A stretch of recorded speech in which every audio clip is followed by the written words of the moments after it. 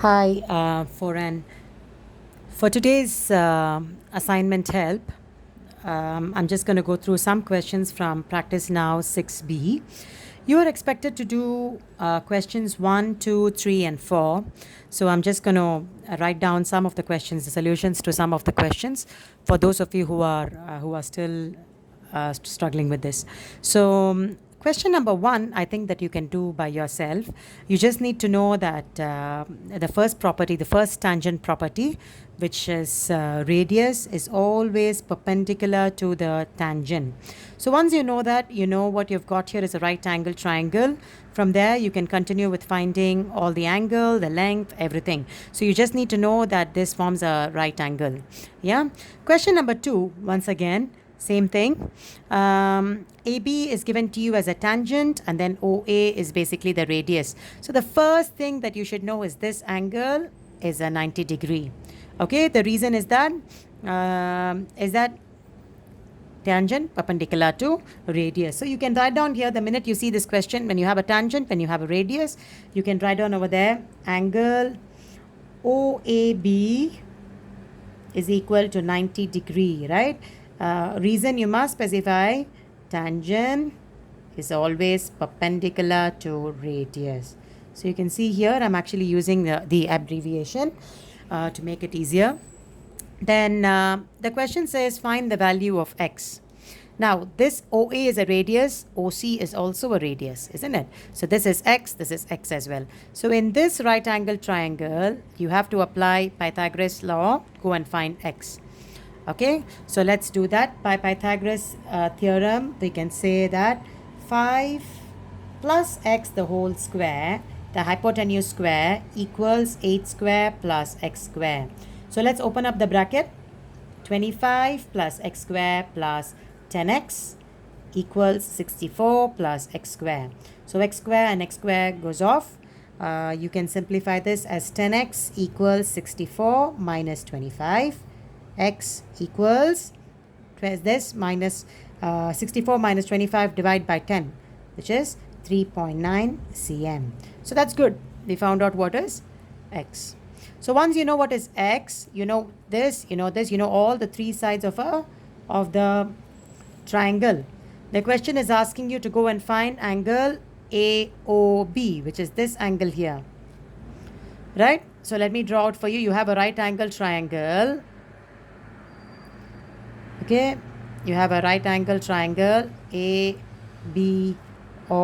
with 8 cm, x is 3.9, and then this part here will be 5 plus 3.9. Okay, so let's continue with this. We want to go and find this angle here, and this is 90 degree, right? So you want to go and find angle AOB.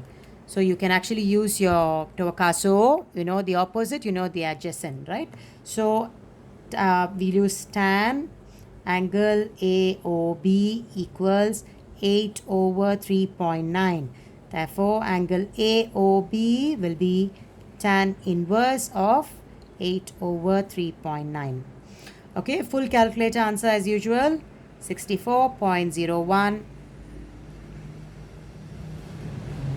Full calculator answer, and then 1 dp answer.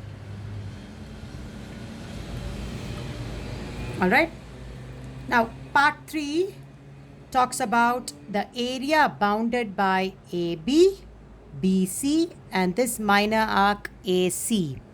Okay, so we want only this area, but how are we going to do that? The entire triangle I know is a right angle triangle, so I can simply apply half times base times height. Right, this is the base and this can be the height because there's a 90 degree there. So the entire triangle AOB is easy to find. Let's do that first. Part 3, area of triangle AOB is given by half times 8 times 3.9, which is 15.6 cm square. So I know the entire area, but I only want the shaded area. So I must go and find the area of this sector. For this, you need to use your previous topic help, right? So there isn't enough space here. I'm actually going to continue on on a piece of another paper. Okay, so let me continue here. I found out the area of, okay, I actually found out the area of this triangle here, and then I'm going to go and find the area of this sector. So let's continue here. Area of sector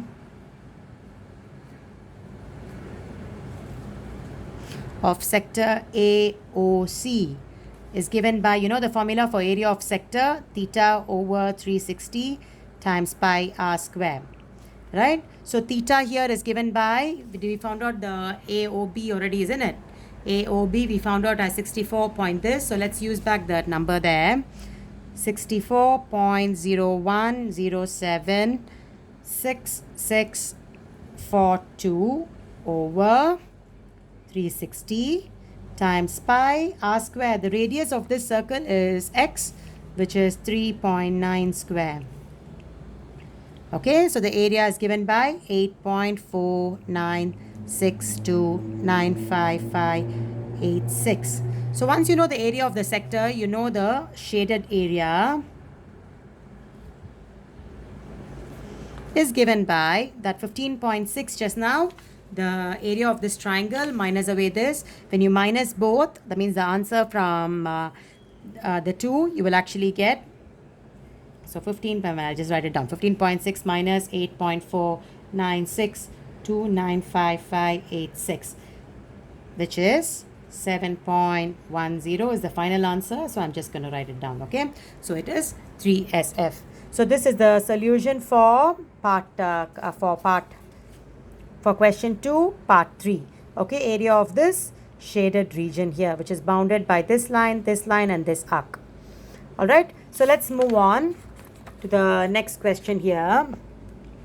Now these are pretty lengthy questions. Okay, I understand that it can get a bit challenging, but those of you who are able to do it without help, please go ahead.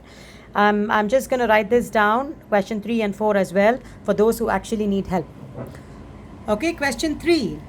I'm looking at part 1. Now, once again, when you see this, there are two properties that you need to take note of.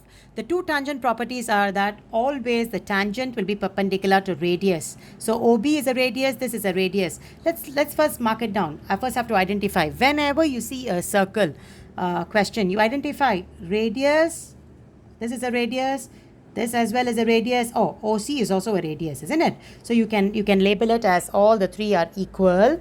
And then the other thing you know is tangents from an external point are always equal. So you will know that this is actually equal to this.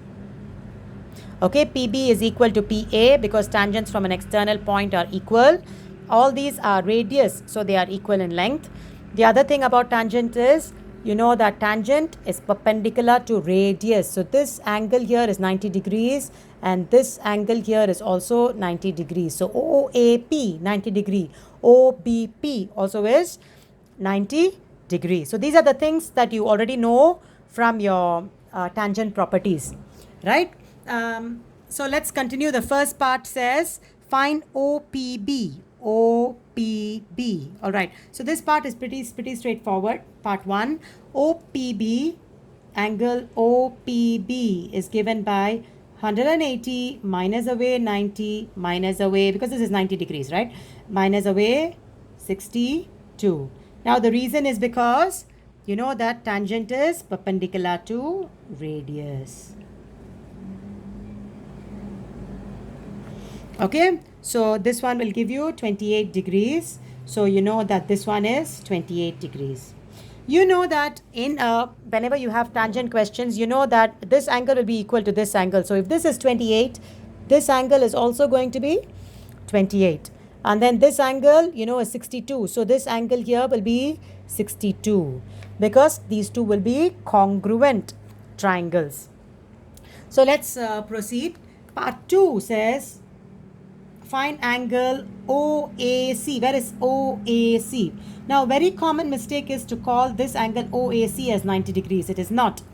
OA, the radius, is perpendicular to PA, which is your tangent. But this OAC is not 90 degrees. OAC, if you observe properly, right, you will notice that it's a part of an isosceles triangle. with OC and OA being the same. Correct? You know one angle of an isosceles triangle, so finding this is not a problem. So OAC, angle OAC is given by 180 minus 62 over 2. Correct? So which is going to be given by 59 degrees. Let me write it here because of lack of space. 59 degrees. What is the reason? Isosceles triangle. Okay, because these two are the radii. Okay, next one, part 3. Find the length of BP. Okay, find the length of BP. Now, what information is given in the question? The question says OA is 14, which means OB also is 14, isn't it? Correct? You know that this is a right angle triangle. Using Toakaso, I can go and find BP. Should be straightforward. Okay, so I have 62 degrees. I know my adjacent. I want to find my opposite. So I can just use tan. Right? I can use tan. So tan 62 degrees will be equal to opposite, which is PB, over adjacent, which is my 14. So PB will be equal to 14 times tan 62, which is given as, write down the full calculator answer as usual, 26.33017051. Okay, so 3SF will be 26.33 SF. Alright, so this was part 3. Now next is part 4. Area of the quadrilateral APBO. APBO. Okay, this should be quite okay as well, because this quadrilateral will be, you know that this triangle is congruent to this triangle. So if I find one triangle, multiply by 2. So part 4. Area of quadrilateral APBO will be 2 times, okay, half times the base times height, which is PB. Have you found PB just now? We found 26 times 3301,705 times the height, which is your radius. Okay, base times height, and just multiply by 2. So you can just straight away find the answer. Now this is the last part, so I'm just going to write it as 3SF.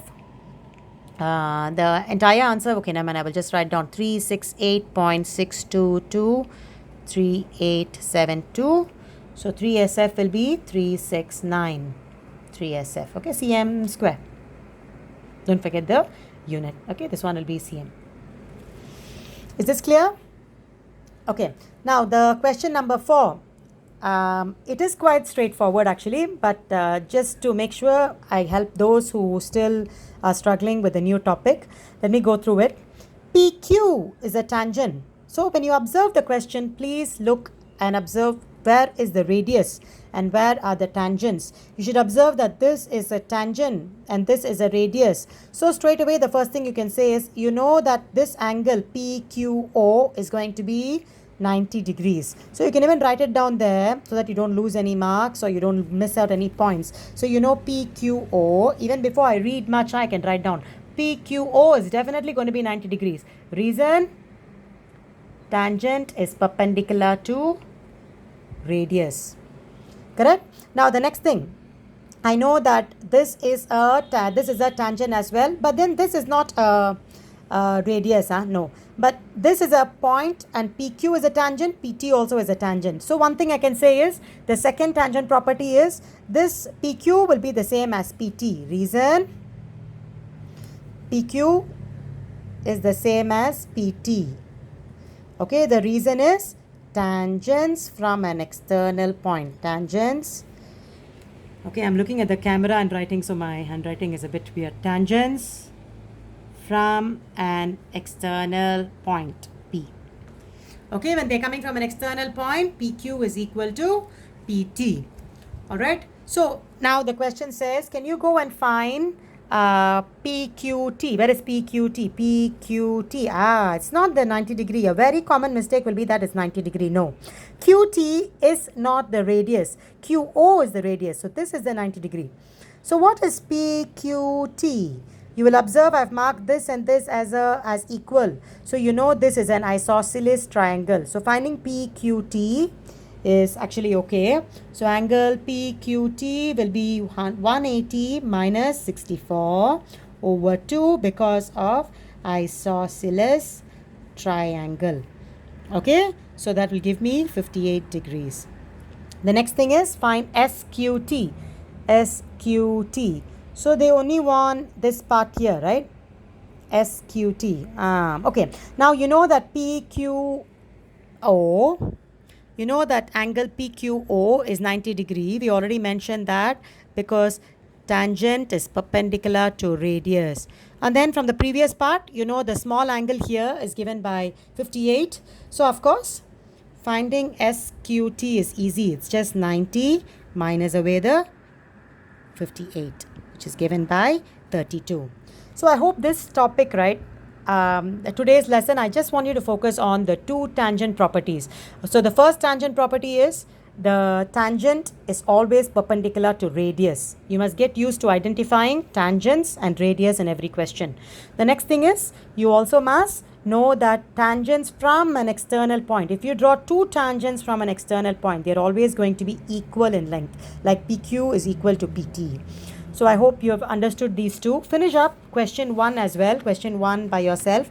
2, 3, 4, I've given you some help because it's a new topic. So finish up and then you hand in your assignment. Thank you.